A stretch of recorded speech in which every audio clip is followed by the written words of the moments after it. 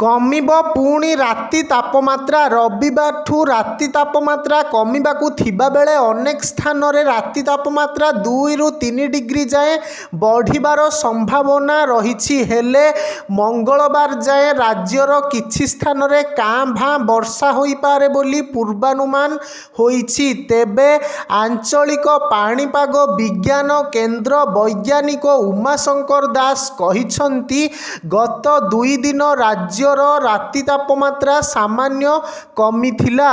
रविवार पश्चिम ओडिशार विभिन्न स्थान रे वर्षा होइछि। सोमवार भी कां भां किछि स्थान रे वर्षा होइछि। हेले राति तापमात्रा पुणी बढ़िलाणी, आगकू आहुरी बढ़िबो। सेहिपरि सोआ जलवायु और परिवेश केन्द्र निर्देशक डॉक्टर शरत साहू कहिछंती जे 16 तारीख जाए राति तापमात्रा सामान्य कमिबो, किंतु 16 पर तापमात्रा बढ़िजिबो, शीत अनुभव कमिबो।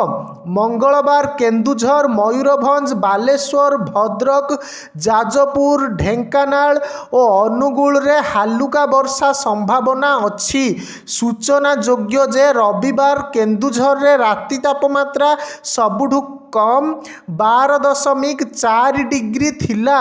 कोरापुट रे 13.8, राउरकेला रे 12.9, अनुगुल रे 13, फुलबाणी रे 13.5, दारिंगीबाड़ी रे 14.5 डिग्री तापमात्रा रेकर्ड होइछि।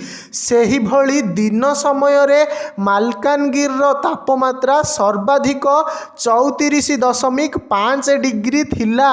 अधिकांश सहर रो तापमात्रा 30 डिग्री पाखापाखी थिला।